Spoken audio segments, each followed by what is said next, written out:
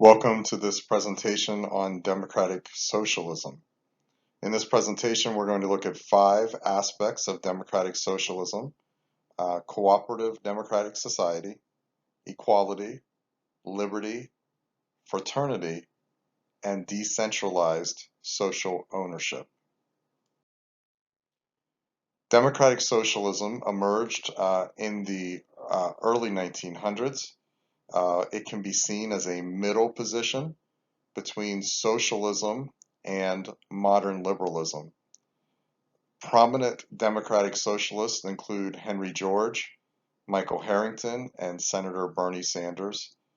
And it's also important to recognize that in many ways, a democratic socialism is part of the kind of natural evolution of classical liberal and modern liberal thinking. So there's a lot of connectiveness there. And as we saw in our conversation about modern liberalism, democratic socialism is going to take us a little further down the road in that divergence or evolution from classical liberalism. So the first principle of democratic socialism is what we call the idea of the cooperative democratic society. Democratic socialists argue that people are primarily social beings rather than individuals. That's a big divergence from some of the earlier political viewpoints that we have discussed. And they also believe that then we should work on society, we should work on the environment in which social beings, people, are living. And so society and government, in their view, should be restructured. And essentially, they talk about 3 things. The society should be cooperative. People should work together for the common good, not for individual self-interest, but for the good of the society. The society should also be democratic. The government should be democratic. People should have a strong voice.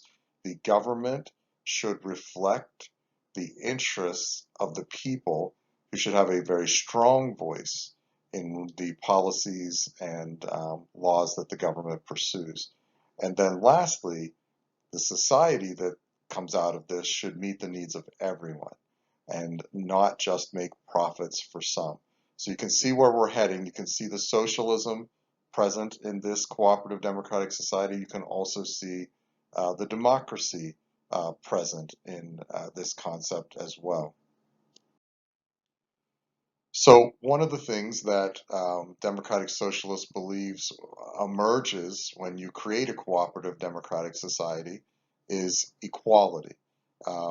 Democratic socialists argue that the economic resources of society belong to the society. They don't belong to individuals, they belong to the society. And the government should manage those resources on behalf of the people. And the primary thing that they would like government to do is to remove unjust disparities in wealth and income and services and opportunities. And so a very clear vision. We're seeing a lot of government intervention here, stronger even than the modern liberal, where they're actually going to remove the disparities that exist because they believe that the resources, the economic resources, belong to the society and not to individuals. And so from this, when government removes these unjust disparities, they believe a just society will emerge of equality, freedom, and fraternity, and a society where each person receives the due share of their labor. That's a very big concept for democratic socialists, the idea that individuals are compensated fairly for the work that they do, the due share of their labor. Democratic socialists also believe in liberty. They believe that the most liberty is achieved when government uses democratic means to encourage the creation of a cooperative society.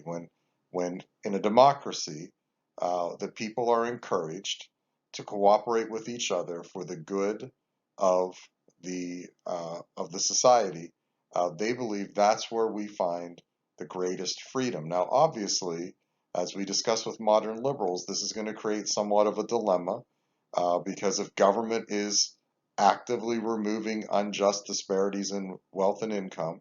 It is going to be, without question, infringing on the liberty of some people.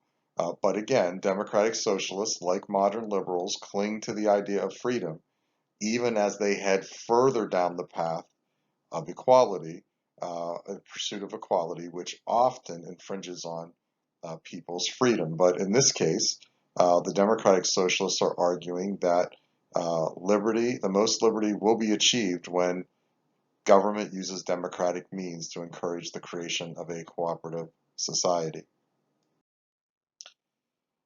And democratic socialists also argue that something else that will be achieved is what they call fraternity.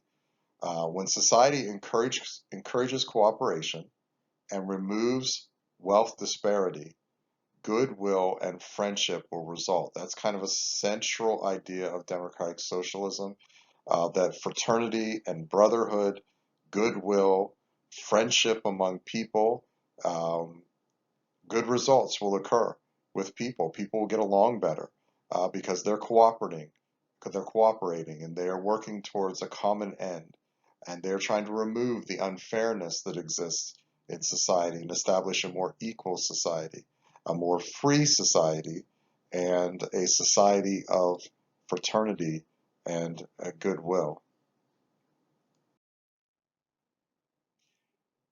Democratic Socialists also believe that this society of equality, freedom, and fraternity will be created through what they call decentralized social ownership. They believe in a decentralized form of social ownership of economic resources on behalf of the common good. And the key word there is decentralized. They only think the government, even though they're socialists, they have limitations on socialism. They believe that the government should only own and manage major industries. They reject the centrally owned and planned economy of the socialists. They're not going all the way to socialism, to pure socialism when it comes to the economy. And so they suggest alternative forms of social ownership, worker owned cooperatives, publicly owned enterprises managed by workers.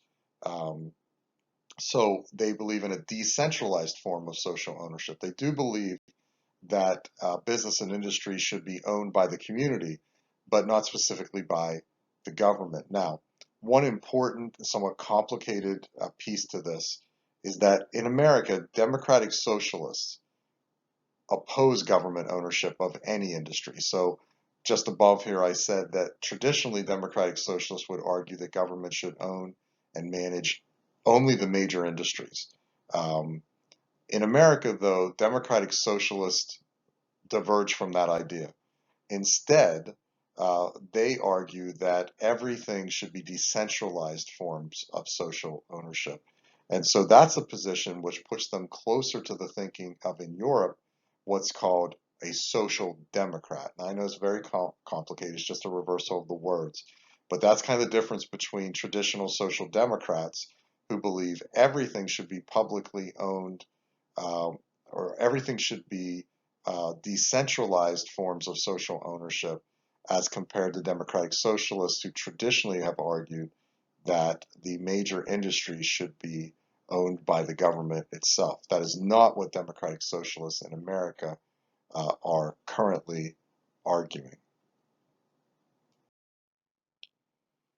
So there is a political party in America called the Democratic Socialists of America, and they have defined what democratic socialism is. And I quote this, it says, quote, "Democratic socialists believe that both the economy and society should be run democratically to meet public needs, not to make profits for a few.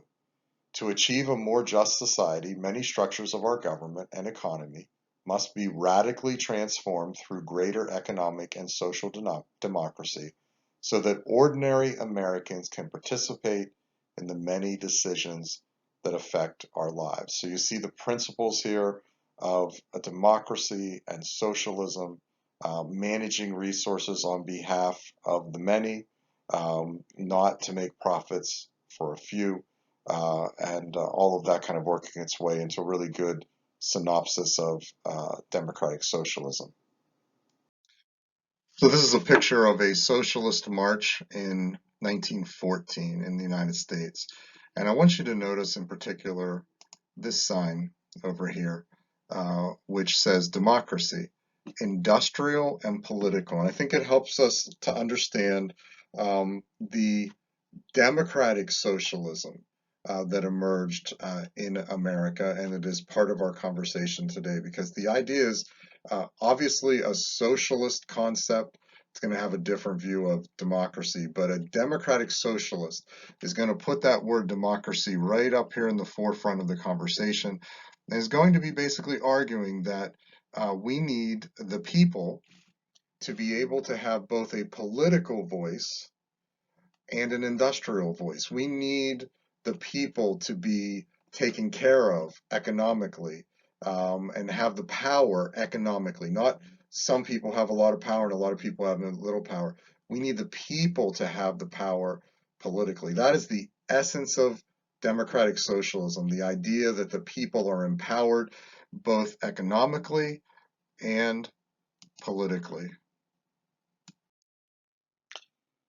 So in this presentation on democratic socialism, we have covered the concept of cooperative democratic society, equality, liberty, fraternity, and decentralized social ownership.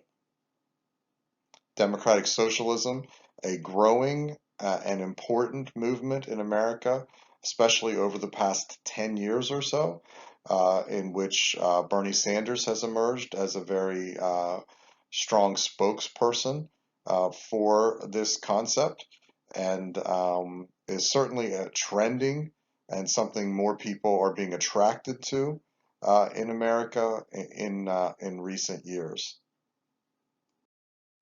Some things to think about with regard to democratic socialism. What are the strengths of democratic socialism? What are the weaknesses of democratic socialism? Are you a democratic socialist? Why or why not?